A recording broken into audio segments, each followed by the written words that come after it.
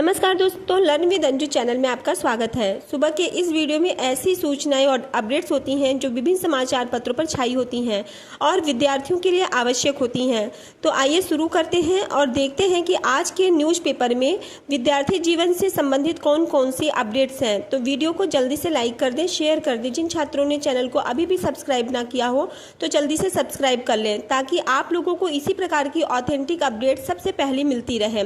पहली सूचना है शिक्षा सेवा चयन आयोग की। लिखा है कि शिक्षा सेवा चयन आयोग के आउटसोर्सिंग कर्मियों की नियुक्ति में शिकायत। शिक्षा सेवा चयन आयोग में विभिन्न प्रकार के कर्मचारियों की जो नियुक्तियां हैं वो आउटसोर्सिंग के द्वारा हो रही हैं सेवा योजन पोर्टल के माध्यम से, जिसमें से क्लर्क, बाबू, माली, कंप्यूटर ऑपरेटर विभिन्न प्रकार के पद थे। जो उसी में बताया गया है कि उस नियुक्ति में धांधली हुई है। लिखा है कि शिक्षकों की भर्ती के लिए अधियाचन मांगने की कोशिश में जुटे उत्तर प्रदेश शिक्षा सेवा चयन आयोग में आउटसोर्सिंग के कुछ रिक्त पदों पर नियुक्ति में मनमानी की शिकायत की गई है।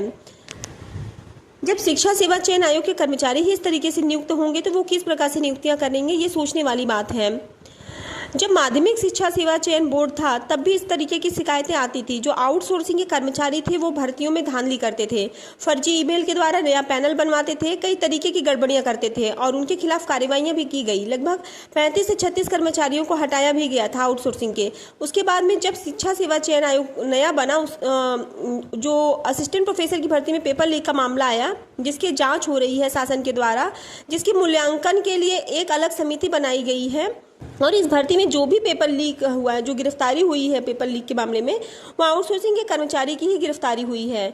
और उसके बावजूद भी शिक्षा सेवा चयन आयोग में आउटसोर्सिंग के कर्मचारियों की नियुक्तियां की जा रही हैं। और उसमें यह भी देख सकते हैं कि लिखा हुआ है कि आउटसोर्सिंग के कुछ रिक्त पदों की नियुक्ति में मनमानी की शिकायत की गई है। आयोग के सचिव को भेजे गए शिकायती पत्र में यह बताया गया है कि आउटसोर्सिंग के रिक्त पदों पर सेवा योजन पोर्टल के माध्यम से भर्ती निकाली गई थी और सेवा योजन पोर्टल पर 13 जून को आवेदन कर अभ्यर्थी परीक्षण और साक्षात्कार होने का इंतजार ही कर रहे थे, लेकिन उन्हें पता चला कि भर्ती हो गई। यह देखिए, लेकिन कार्यालय में पता चला कि जानकारी हुई, पता करने पे जानकारी मिली कि भर्ती हो चुकी है। इसमें धांधली का आरोप लगाते हुए उच्च स्तरीय जांच कर दोषियों के विरुद्ध कार्यवाही की मांग की गई है। सचिव को भेजे गए शिकायती पत्र में राकेश कुमार पाल ने आरोप लगाया है कि कार्यालय में तैनात अधिकारियों और एजेंसी ने बिना टाइपिंग परीक्षण और साक्षात्कार कराए मनमाने ढंग से अपने करीबियों को आउटसोर्सिंग के रिक्त पदों पर रख लिया है। जिस तरीके से असिस्टेंट प्रोफेसर भर्ती में हुआ है, लिखा है कि मांग की गई है कि इन नियुक्तियों का पदों के सापेक्ष कुशलता का परीक्षण कराया जाए, जिससे स्पष्ट हो सके कि इनकी जो टाइपिंग वगैरह है फिर से कराई जाए। लिखा है कि परीक्षण में स्पष्ट हो जाएगा कि इस तरह के योग्य अभ्यर्थियों के बिना कोई अवसर दिए ही अन्य अभ्यर्थियों की नियुक्ति दे दी गई है। मामले में आयोग के जनसंपर्क अधिकारी उप सचिव डॉक्टर शिवजी मालवी ने बताया कि आउटसोर्सिंग के तहत जो नियुक्तियां हुई हैं वह शिक्षा सेवा चयन आयोग के अधिनियम के अंतर्गत है। शेष पदों पर भी चयन अधिनियम में दी गई व्यवस्था के अनुरूप किया जाएगा।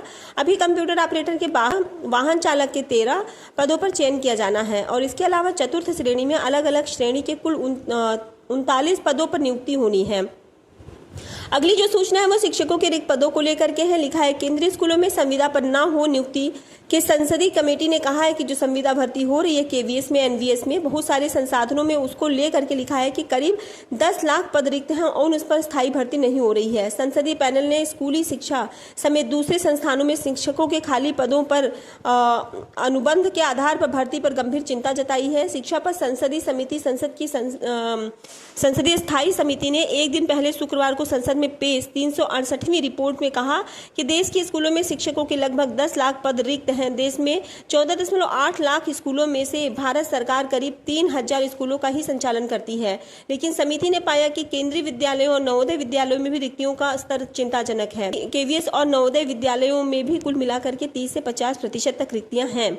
समिति ने कहा कि केंद्र सरकार द्वारा संचालित केवीएस और नवोदय विद्यालयों में संविदा की जगह 31 मार्च 2026 तक शिक्षकों की स्थायी नियुक्ति होनी चाहिए।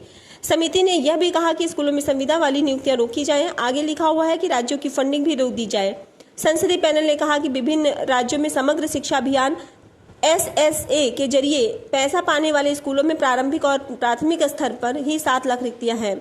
रिक्त पदों पर स्थायी नियुक्ति करने के निर्देशों को नहीं मानने वाले राज्यों की सर्व शिक्षा अभियान के तहत फंडिंग अध्यापक निधि तब तक रोक दी जाए जब तक वे निर्देशों का पालन नहीं कर लेते हैं। एनसीटी पर सवाल उठाए हैं कि national council for teachers education में 2019 से 15 जून 2025 तक टीचिंग और नॉन टीचिंग प्रशासनिक कर्मचारियों की कोई भर्ती नहीं होने के मसले को भी समिति ने गंभीर बताया है। तो यह सीधे सीधे निशाना साधा गया है केंद्र सरकार पर। यह पूरी की पूरी जो गलती है वो केंद्र सरकार की है। केंद्र खुद ही चाहती है कि जो ज़्यादातर भर्तियां हैं वो आउटसोर्सिंग से हों, संविदा से हों, और वह स्थायी भर्तियां करना ही नहीं चाहती है। ये देखिए, लिखा है कि स्मिथ ने कहा है कि केवीएस और नवोदय विद्यालयों में 30 से 50% तक रिक्तियां हैं। आखिरकार ये जो पद है वो भरे क्यों नहीं जा रहे हैं, एक बड़ा सवाल है। वहीं पर आज विधानमंडल सत्र आज से शुरू हो रहा है और जो जानकारी निकल के आ रही है कि विपक्ष इस बार जो स्कूल मर्जर का जो मुद्दा है वो तेजी से उठाएगा। और जहां तक जानकारी मिली है कि इसमें शिक्षक भर्ती को लेकर के भी सवाल उठाए जाएंगे। तो देखने वाली बात यह है कि उत्तर प्रदेश के सिर्फ प्राथमिक यानी कि बेसिक शिक्षा मंत्री स्वतंत्र प्रभार संदीप सिंह हैं, वह क्या बयान देते हैं। हर बार तो अनुपात समानुपात का रट्टा लगाते हैं, इस बार क्या बयान देते हैं यह देखने वाली बात होगी। लिखा है कि बाढ़ व स्कूलों के विलय के मुद्दों पर सरकार को घेरेगी समाजवादी पार्टी। विधानमंडल सत्र शुरू होने से पहले विधान भवन के बाहर प्रदर्शन करेगी पार्टी। विधानमंडल के मानसून सत्र के दौरान प्रमुख विपक्षी दल समाजवादी पार्टी सदन के अंदर सरकार को बाढ़ संकट, स्कूलों के विलय, बिजली संकट, स्वास्थ्य सेवा और खाद्य आपूर्ति की बदहाल स्थिति जैसे मुद्दों को घेरेगी। वहीं पार्टी ने सत्र की अवधि बढ़ाने की भी मांग की है, क्योंकि 4 दिन ही सत्र चल रहा है। विधानमंडल सत्र के लिए पार्टी की रणनीति तय करने के उद्देश्य से रविवार को विधानमंडल दल की बैठक हुई है। पार्टी कार्यालय में सपा अध्यक्ष अखिलेश यादव की अध्यक्षता में हुई बैठक में सभी विधायक और पदाधिकारी शामिल हुए। बैठक में यह तय हुआ कि सोमवार को सत्र शुरू होने से पहले सभी विधायक विधान भवन के सामने प्रदर्शन करेंगे। और सपा ने सत्र के दौरान विधानसभा में विकसित भारत विकसित उत्तर प्रदेश 2047 विजन डॉक्यूमेंट्स पर प्रस्तावित 24 घंटे की चर्चा को जनता का ध्यान भटकाने की कवायद करार दिया है। वहीं पर सपा का यह भी कहना है कि सरकार को जनता के असली मुद्दों पर जवाब देना चाहिए, न ही दिखावटी आयोजनों के जरिए उनका ध्यान हटाना चाहिए। जैसे बड़े बड़े इवेंट करा दिए जाते हैं, अयोध्या में दीपावली महोत्सव, प्रयागराज में महाकुंभ महोत्सव, लेकिन जो मेन मुद्दे हैं शिक्षा, स्वास्थ्य आदि का, इस पर भी सरकार को काम करना चाहिए। अगली जो सूचना है वो सीबीएसई की है। लिखा है कि अगले वर्ष किताब के साथ परीक्षा दे सकेंगे 9वीं के छात्र। आप लोगों ने नहीं किया अभी तक लाइक वीडियो तो लाइक कर दीजिए। सीबीएसई ने ओपन बुक असेसमेंट को दी है मंजूरी। अगले शैक्षणिक सत्र यानी 2026-27 से कक्षा 9वीं के सीबीएसई छात्र खुली किताब लेकर के परीक्षा दे सकेंगे। छात्रों पर परीक्षा के तनाव को कम करने के मकसद से सीबीएसई अगले सत्र से ओपन बुक असेसमेंट योजना शुरू करने जा रही है। इससे छात्रों में रटने की जरूरत नहीं रह जाएगी और वे योग्यता आधारित शिक्षा ले सकेंगे। एक और सूचना है, अगले वर्ष तक सभी प्राथमिक स्कूलों में होंगी बाल वाटिकाएं। बाल वाटिकाएं मतलब कक्षा प्री जो बोलते हैं, तो कक्षा 1 तो यानी कि प्री प्राइमरी और 1-2 तक की जो कक्षाएं वह अब ईसीसी एजुकेट आंगनवाड़ी कार्यकर्तियों के द्वारा संचालित होंगी। अब जो प्राथमिक प्राइमरी में जो शिक्षक हैं वो केवल पढ़ाएंगे 3, 4 और 5 को। ये और इस तरीके से भी आप खुद सोचिए कि कम शिक्षकों की आवश्यकता होगी स्थायी, क्योंकि आंगनवाड़ी भर्ती होती है वह संविदा पे होती है। ईसीसी एजुकेटर की जो भर्तियां हो रही हैं वो भी संविदा पर ही हो रही हैं। अब ये सभी विद्यालयों में लागू होगा तो कुल मिला के सभी विद्यालयों में ईसीसी एजुकेटरों की नियुक्ति होगी। तो ये धीरे धीरे कुछ आउटसोर्स संविदा पर किया जा रहा है, उसी का यह पार्ट है। लिखा है कि बेसिक शिक्षा विभाग ने प्रदेश के सभी प्राथमिक विद्यालयों में 3 से 6 वर्ष के बच्चों के लिए बाल वाटिका 3 UKG अपर किंडरगार्टन की शुरू करने की तैयारी कर दी है। और 2026 तक बेसिक शिक्षा परिषद के सभी प्राथमिक और कंपोजिट विद्यालयों में पूर्व प्राथमिक शिक्षा का संचालन होगा। 50 से कम नामांकन वाले प्राथमिक विद्यालय जिनका विलय हुआ है उन्हें 15 अगस्त तक बाल वाटिका 3 बन जाएंगे। वो सब राष्ट्रीय शिक्षा नीति के अनुसार 3 से 6 वर्ष तक के बच्चों के लिए पूर्व प्राथमिक शिक्षा अनिवार्य है, मगर यह नहीं है कि यह अनिवार्य है तो मगर यहाँ पर संविदा शिक्षक ही पढ़ाएंगे। यहाँ पर भी परमानेंट भर्तियाँ होनी चाहिए। वैसे सभी विद्यालयों में बाल वाटिका 3 को अनिवार्य कर दिया जा रहा है।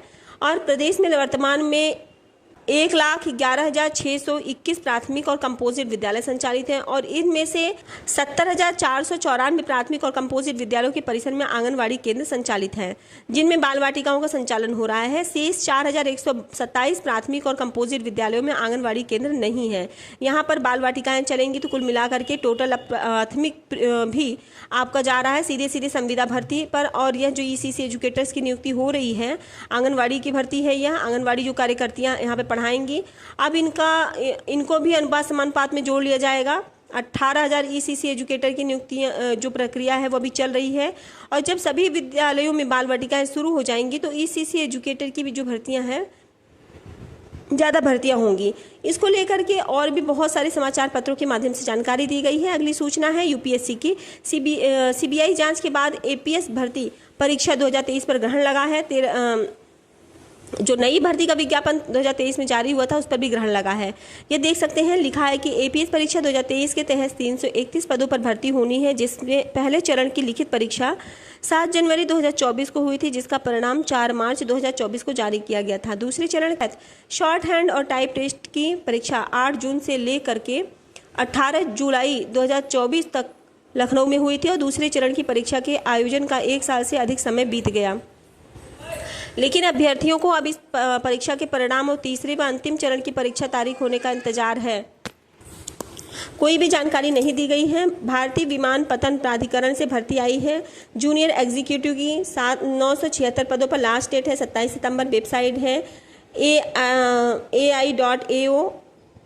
ITI में चौथे चरण में आज नए प्रवेश के लिए आवेदन लिए जा रहे हैं। लिखा है कि जिन अभ्यर्थियों का 3 चरण में चयन नहीं हुआ है या चयन के बाद में भी प्रवेश नहीं हो पाया है, वे सभी विद्यार्थी 11 से 15 अगस्त 11 बजे से 12 बजे तक वेबसाइट scvtuup.in पर जाकर के ऑनलाइन आवेदन कर सकते हैं। LT ग्रेड में उम्र सीमा की छूट को लेकर के मांग उठ रही है और यह भी कहा गया है कि जो मुख्य परीक्षा है वह ऑब्जेक्टिव हो। राजेश सचान है, यह देख सकते हैं, इन्होंने ट्वीट किया है। लिखा है 7 साल बाद LTGIC विज्ञापन जारी किया गया। युवा मंच की मांग है कि उम्र में 5 साल की छूट दी जाए और मुख्य परीक्षा में ऑब्जेक्टिव प्रश्न पत्र हो और सीटों में बढ़ोतरी की जाए। अधिकारी कितना रेलवे भर्ती को लेकर के लिखा है कि चयनित अभ्यर्थियों को लटका करके रखा जाता था, बाद में पैसे वसूले जाते थे और उनको नियुक्ति दी जाती थी। लिखा है कि चेयरमैन ही रखते थे, सारा रिकॉर्ड पैसा देने वालों की होती थी नियुक्ति। अगली खबर है प्राथमिक में बीएड को लेकर के। प्राथमिक में बीएड अब नहीं है और 2018 के आसपास इसको शामिल किया गया था और यह कहा गया था कि जो बीएड के विद्यार्थी अगर ब्रिज कोर्स कर लेंगे तो वह भी शिक्षक भर्ती के योग्य हो जाएंगे। प्राथमिक विद्यालयों में और उसी क्रम में भर्ती आ गई थी। बहुत सारे अलग अलग राज्यों में, उत्तर प्रदेश में भर्ती आई थी। आप लोगों को पता होगा कि 69,000 शिक्षक भर्ती, उसमें बहुत सारे बीएड अभ्यर्थियों ने आवेदन किया था। उसके बाद में फिर मामला कोर्ट में गया, बीएड को बाहर कर दिया गया। लेकिन जो चयनित बीएड धारी थे उनसे यह कहा गया कि आप लोग ब्रिज कोर्स कर लेना, नहीं तो फिर आपको निकाल दिया जाएगा। तो ब्रिज कोर्स कहीं से हो नहीं रहा था। अब उसको लेकर के जानकारी दी गई कि पूरे देश में यह ब्रिज कोर्स लागू होगा। किस तरीके से होगा, क्या है, उसी के बारे में जानकारी दी गई है। प्राथमिक विद्यालयों में नौकरी बचाने के लिए यह बिहार की सूचना है, लेकिन सभी राज्यों के लिए है। लेकिन बिहार के लगभग 22,000 शिक्षकों को ब्रिज कोर्स करना होगा। यह कोर्स उन बीएड धारी शिक्षकों को करना होगा जो प्राथमिक विद्यालय में पहली से लेकर कक्षा 5वीं तक पढ़ाने के लिए नियुक्त हुए थे। नीचे यहाँ पर लिखा है कि जो कोर्स है वो NIOS कराएगा। या NIOS और राष्ट्रीय अध्यापक शिक्षा परिषद ने यह भी कहा है कि कोर्स शुरू होने के 1 साल में यह शिक्षकों को पूरा करना होगा। जो शिक्षक इस कोर्स में शामिल नहीं होते हैं या कोर्स पूरा करने में फेल हो जाते हैं तो उनकी नौकरी चली जाएगी। हो गया आज का वीडियो। अगर आपको अच्छा लगा हो तो लाइक अवश्य कर दें। जिन छात्रों ने चैनल को सब्सक्राइब ना किया हो तो सब्सक्राइब कर लें। पूरा वीडियो सुनने के लिए बहुत बहुत धन्यवाद।